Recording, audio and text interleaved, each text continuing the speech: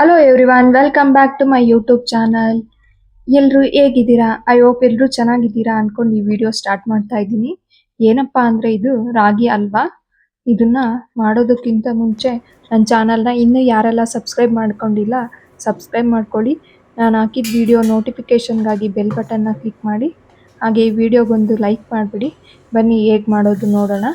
ಅದಕ್ಕೆ ಮುಂಚೆ ಏನೆಲ್ಲ ಇಂಗ್ರೀಡಿಯೆಂಟ್ಸ್ ಬೇಕು ನೋಡೋಣ.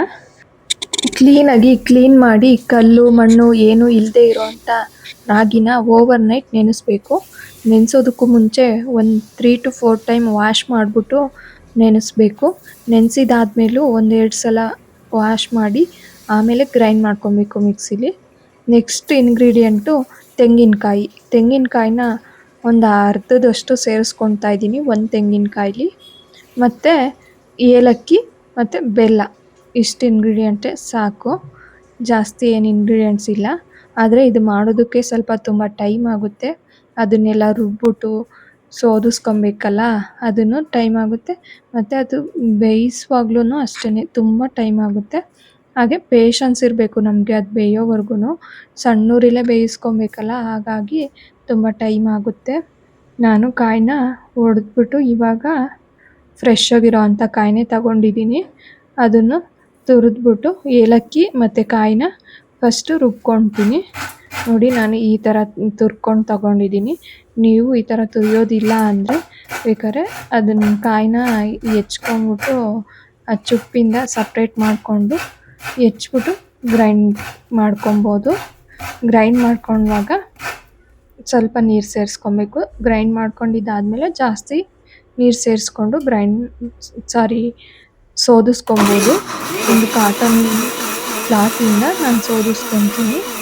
ಈಗ ಗ್ರೈಂಡ್ ಮಾಡ್ಕೊತಾ ಇದ್ದೀನಿ ತೆಂಗಿನಕಾಯಿನ ಮತ್ತು ಏಲಕ್ಕಿ ಸೇರಿಸ್ಕೊಂಡು, ಸ್ವಲ್ಪ ನೀರನ್ನು ಸೇರಿಸ್ಕೊಂಡು ಗ್ರೈಂಡ್ ಮಾಡ್ಕೊಂಡು ಇದಾಯಿತು.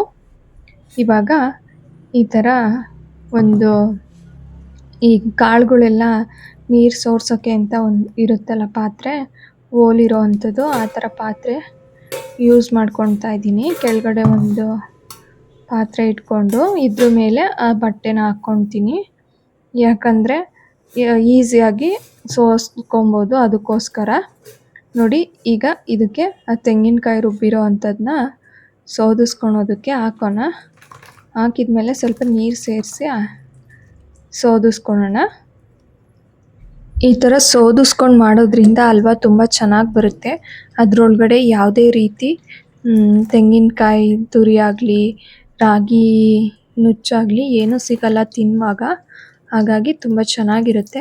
ಇದಕ್ಕೆ ಕಾಯಿ ಸ್ವಲ್ಪ ಕಮ್ಮಿ ಹಾಕ್ಬಿಟ್ಟು ಕೆಲವರು ಅಕ್ಕಿ ಕೂಡ ನೆನೆಸ್ಬಿಟ್ಟು ಸೇರಿಸ್ಕೊಳ್ತಾರೆ ಸ್ವಲ್ಪನ, ಒಂದು ಮುಷ್ಟಿಯಷ್ಟು ಈ ಥರ. ನಾನಿಲ್ಲಿ ದೊಡ್ಡದು ನೀರು ಕುಡಿಯೋ ಕಪ್ಪೇನು ಬರುತ್ತೆ ಅದರಲ್ಲಿ 2 ಲೋಟ ರಾಗಿ ನೆನೆಸ್ಬಿಟ್ಟು ತಗೊಂಡಿದ್ದೀನಿ. ಅದರಲ್ಲಿ ಹಾಗಾಗಿ ನಾನು ಅರ್ಧ ತೆಂಗಿನಕಾಯಿ ಯೂಸ್ ಮಾಡ್ಕೊಂಡಿದ್ದೀನಿ. ನೀವು ಎಷ್ಟು ರಾಗಿ ತೊಗೊಳ್ತೀರಾ ಅದ್ರ ಮೇಲೆ ಡಿಪೆಂಡ್ ಮಾಡಿ.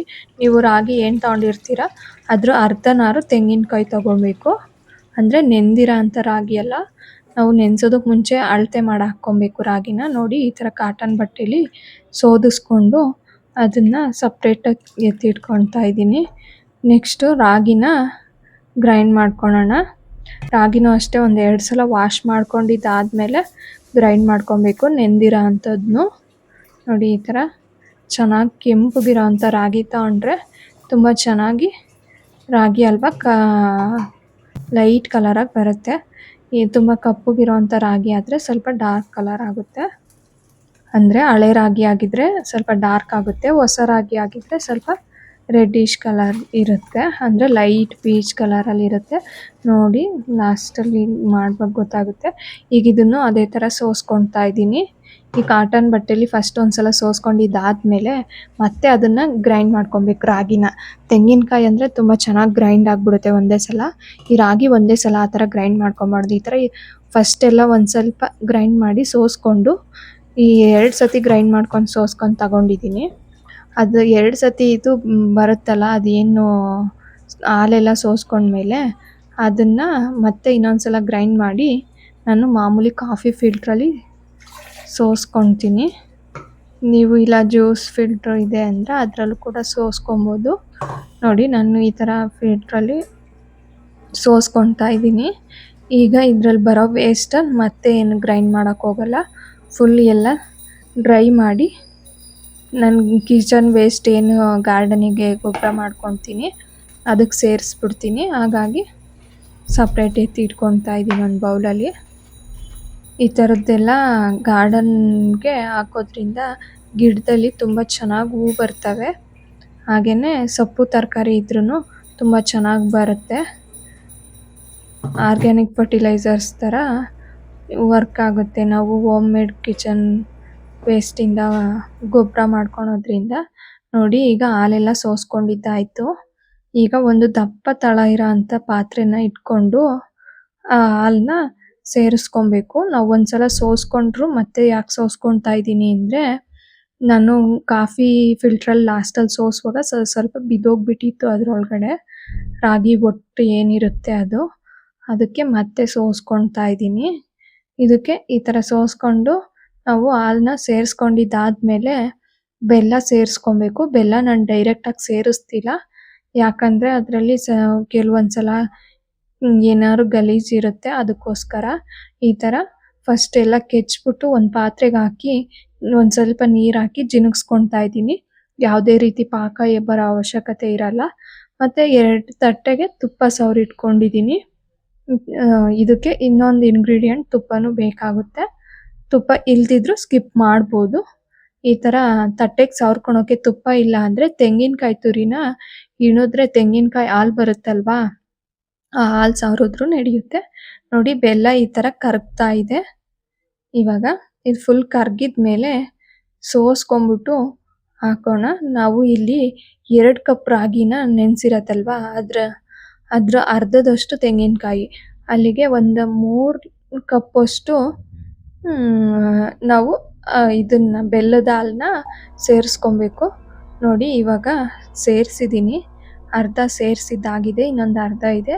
ಅಲ್ಲಿ ಗಲೀಜು ನೋಡಿ ಏನೋ ಕಡ್ಡಿ ಥರ ಬ್ಲಾಕುದು ಇದೆ, ಆ ಥರ ಇರುತ್ತೆ. ಅದಕ್ಕೋಸ್ಕರ ಬೆಲ್ಲನ ಆದಷ್ಟು ಈ ಥರ ಸ್ವೀಟ್ಸ್ ಮಾಡುವಾಗ ಜಿನುಗಿಸ್ಬಿಟ್ಟು ಆಮೇಲೆ ಹಾಕ್ಕೊಬೇಕು. ನೋಡಿ ಈ ಥರ ಹಾಕಿದ್ದಾದ್ಮೇಲೆ ಚೆನ್ನಾಗಿ ಮಿಕ್ಸ್ ಮಾಡಿ ಸ್ಟವ್ ಆನ್ ಮಾಡ್ಕೊಂಡಿದ್ದೀನಿ. ಸ್ಟವ್ ಆನ್ ಮಾಡ್ಕೊಂಡ್ಮೇಲೆ ಮೀಡಿಯಮ್ ಫ್ಲೇಮಲ್ಲಿ ಇಟ್ಕೊಂಡು ಕೈ ಬಿಡ್ದಾಗೆ ಈ ಥರ ಮಿಕ್ಸ್ ಮಾಡ್ಕೊತಾ ಇರಬೇಕು. ಇಲ್ಲ ಅಂದರೆ ತಳ ಸಿಯೋದು, ಲಂಪ್ಸ್ ಆಗೋದು ಈ ಥರ ಆಗ್ಬಿಡುತ್ತೆ. ಅದಕ್ಕೋಸ್ಕರ ಈ ಥರ ನಿಧಾನಕ್ಕೆ ಕೈ ಬಿಡ್ದಾಗೆ ಈ ಥರ ಮಿಕ್ಸ್ ಮಾಡ್ಕೊತಾನೆ ಇರಬೇಕು. ತುಂಬ ಹೊತ್ತು ಬೇಕಾಗುತ್ತೆ, ಒಂದು ½ ಆನ್ ಅವರ್ ಬೇಕು ನಾವು ಇದು ಒಂದು ಅದಕ್ಕೆ ಬರೋದಕ್ಕೆ. ಅಂದರೆ ಸ್ವಲ್ಪ ಗಟ್ಟಿಯಾಗಿ ಕ್ರೀಮಿಶ್ ಆಗಿ ಬರುತ್ತೆ. ನಮಗೆ ಗೊತ್ತಾಗುತ್ತೆ ಹಿಂಗೆ ಮಿಕ್ಸ್ ಮಾಡುವಾಗಲೇ. ಫಸ್ಟ್ ನೀರು ಥರ ಇದ್ದಿದ್ದು ಈಗ ಹಾಲು ಯಾವ ಥರ ಇರುತ್ತೆ, ಮಿಲ್ಕು ಅದೇ ಥರ ಇರುತ್ತೆ ಫಸ್ಟು. ಆಮೇಲೆ ಸ್ವಲ್ಪ ಗಟ್ಟಿಗೆ ಆಗ್ತಾ ನೋಡಿ ಈ ಥರ ಕ್ರೀಮಿಶ್ ಆಗಿ ಇರುತ್ತೆ. ಇದರ ಕ್ರೀಮ್ ಥರ ಆದಮೇಲೆ ಸ್ವಲ್ಪ ಟೈಮ್ ಬೇಕಾದ್ರೆ ಕೈ ಬಿಟ್ಬಿಟ್ಟು ಆಮೇಲೆ ಬೇಕಾದ್ರೂ ಮಿಕ್ಸ್ ಮಾಡ್ಬೋದು. ನಾನಿಲ್ಲಿ ಬೆಂದಿದೆಯಾ ಹೆಂಗೆ ಅಂದ್ಬಿಟ್ಟು ಒಂದು ಪ್ಲೇಟಲ್ಲಿ ಹಾಕ್ಕೊಂಡು ಚೆಕ್ ಮಾಡೋದಕ್ಕೆ ಒಂದ್ಸಲ ಎತ್ಕೊಂಡೆ. ಈಗ ನೋಡಿ ಲಾಸ್ಟಲ್ಲಿ ಬೆಂದಿದೆ, ಇನ್ನೊಂದು ಸ್ವಲ್ಪ ಬೇಯಬೇಕು ಅನ್ನೋ ಟೈಮಲ್ಲಿ ಸ್ವಲ್ಪ ತುಪ್ಪ ಸೇರಿಸ್ಕೊಳ್ಳೋಣ. ಇದು ಸ್ಕಿಪ್ ಕೂಡ ಮಾಡ್ಬೋದು ತುಪ್ಪನ. ತುಪ್ಪ ಸೇರಿಸಿದ್ರೆ ತುಂಬ ಟೇಸ್ಟ್ ಚೆನ್ನಾಗಿರುತ್ತೆ. ಅದಕ್ಕೋಸ್ಕರ ತುಪ್ಪ ಇಲ್ಲ ಅನ್ನೋರು ಹಾಗೇನೆ ಮಾಡ್ಕೊಬೋದು. ಈ ರಾಗಿ ಹಲ್ವಾ ಅಂತೂ ಈ ವೆಯ್ಟ್ ಲಾಸ್ ಮಾಡೋರು ಕೂಡ ತಿನ್ಬೋದು, ಇದರಿಂದ ಯಾವುದೇ ಪ್ರಾಬ್ಲಮ್ ಇಲ್ಲ. ಆಮೇಲೆ ಮಕ್ಕಳಿಗೂ ಕೂಡ ಕೊಡ್ಬೋದು, ಯಾರು ಬೇಕಾದರೂ ತಿನ್ಬೋದು. ತುಂಬ ಹೆಲ್ತಿಗೆ ಬೆನಿಫಿಟ್ಸ್ ಇದೆ ಇದರಿಂದ. ಹಾಗೆಯೇ ತುಂಬ ಬಾಡಿ ತಂಪಾಗಿರುತ್ತೆ ಇದನ್ನು ತಿನ್ನೋದ್ರಿಂದ. ಈ ಏಪ್ರಿಲ್ ಮೇ ತಿಂಗಳಲ್ಲಿ ತುಂಬ ಬಿಸಿಲಿರುತ್ತೆ. ಈ ಟೈಮಲ್ಲಿ 1 ಸಲ 2 ಸಲ ಮನೇಲಿ ಮಾಡಿಬಿಟ್ಟು ಎಲ್ಲರೂ ತಿನ್ನೋದ್ರಿಂದ ತುಂಬ ತಂಪಾಗಿರುತ್ತೆ ಬಾಡಿ. ಹಾಗೆ ಇದರಿಂದ ತುಂಬ ಹೆಲ್ತ್ ಬೆನಿಫಿಟ್ ಕೂಡ ಇದೆ. ಮಕ್ಕಳಿಗಂತೂ ತುಂಬ ಇಷ್ಟ ಆಗುತ್ತೆ. ಈ ಥರ ಒಂದ್ಸಲ ಮನೇಲಿ ಟ್ರೈ ಮಾಡಿ ಹೇಗೆ ಬಂತು ಅಂತ ಕಮೆಂಟ್ ಮಾಡಿ. ನೋಡಿ ಆ ಥರ ತಟ್ಟೆಗೆ ಬಿಸಿ ಇರೋದನ್ನ ಹಾಕ್ಬಿಟ್ಟು ಸ್ವಲ್ಪ ತಣ್ಣಗಾದ್ಮೇಲೆ ಕಟ್ ಮಾಡಿದ್ರೆ ಈ ಥರ ಬರುತ್ತೆ. Thank you.